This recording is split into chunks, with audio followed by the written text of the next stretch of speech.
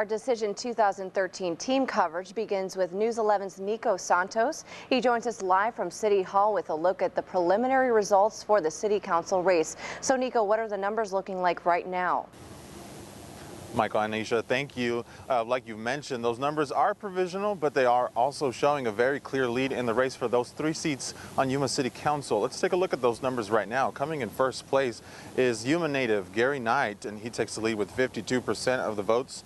William Kraft right now has 46%, and Gary Wright, not to be confused with Knight, has 43% of the vote. Remember, there are only 3 seats open.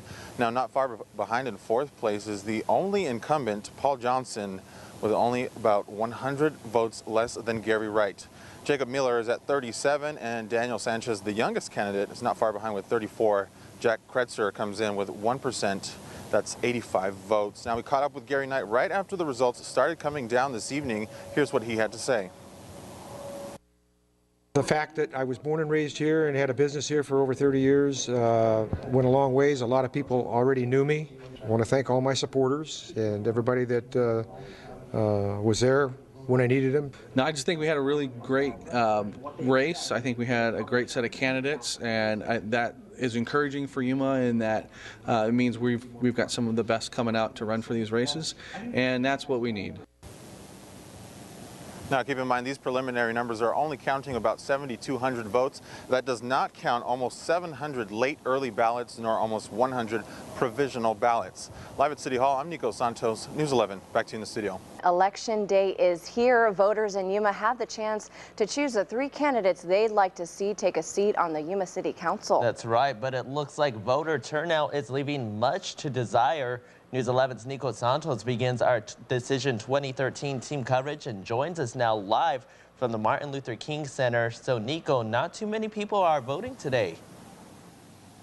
Well, John and Aisha, slowly but surely people are starting to trickle in at the voting center right behind me, especially now that people are starting to get out of work. But officials from the city of Yuma are calling it a slow day at the polls. I love Yuma. Everyone. And just a friendly reminder for all you voters out there that haven't come out to vote yet, the polls will close at 7 o'clock, so you still have some time. If you'd like to see a list of the candidates for City Council this election season, just visit Yuma's website at yuma-az.gov. And we'll have preliminary numbers coming up tonight at 10 o'clock. Live from the MLK Center, I'm Nico Santos, News 11, back to you in the studio. John and Irene, thank you. Well, slowly but surely, very steadily, the voters are trickling in, at least at this voting center behind me right now. But officials from the city of Yuma are calling it a slow day at the polls. Now, keep in mind, if you're a registered voter, you still have time to come cast your ballot and get your own I voted sticker. To see a complete list of the candidates, visit the City of Yuma's website. That's yuma-az.gov. Live at the MLK Center, I'm Nico Santos, News 11. Back to you in the studio. Welcome back, everyone. Well, there are lots of fun Halloween events going on today, including the 4th annual Scary and Safe Trick or Treat at the Yuma Territorial Prison. Yes, it's put on by our local law enforcement, and it's also for a good cause. We have News 11's Kelly Taylor and Nico Santos out there live to tell us how it's going. Hey, guys. John and Aisha, thank you very much. Well, we're at the Yuma Territorial Prison, live out here for the 4th annual Scary and Safe Halloween event, hosted by YPD, and it looks like Kelly's kind of showing me up with this costume out here. Brought my little Dalmatian out. What was that? Brought my little Dalmatian out. Yeah, definitely representing for KYMA. I'm sorry I'm not dressed, but we definitely, if you would like to take a look behind us at the line, they still haven't let them in yet. The gate will open at 5:30.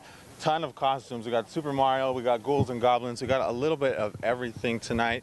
Like I said, the gates will open about 5:30 and entrance is $1. $1, and it benefits the Special Olympics. And what we did, we went down the line and we tried to grab the most unique, cutest costume that we thought, and we found Shaggy, Scooby, and Velma. So you guys come on in.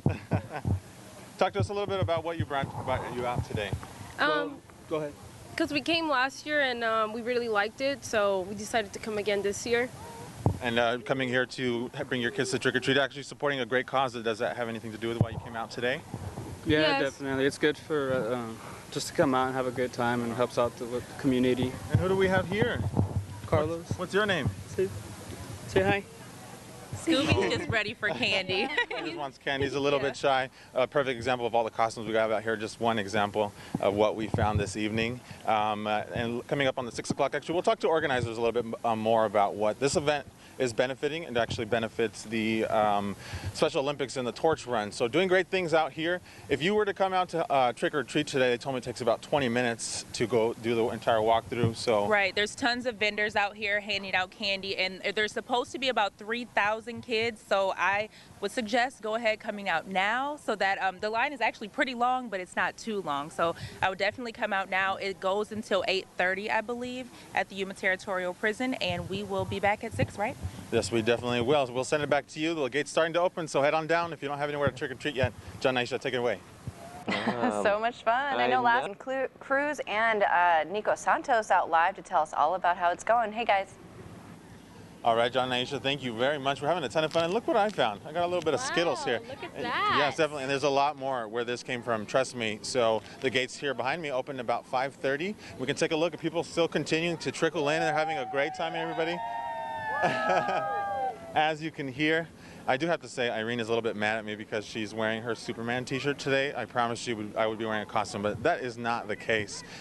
As you know, today's event actually is for a good cause, right? It supports the Special Olympics, and we have Kathy from the Special Olympics here to talk a little bit about just exactly how it benefits. I understand the tickets to get in the gate are $1. Talk to us about where that goes to. They're $1 a piece, and the money that's raised for the Law Enforcement Torch Run, which supports Special Olympics throughout the state, is used primarily to pay for state competition when we have to pay for rooms, we have to pay for meals to get up to a state competition. So that's primarily where the money is used that's raised tonight.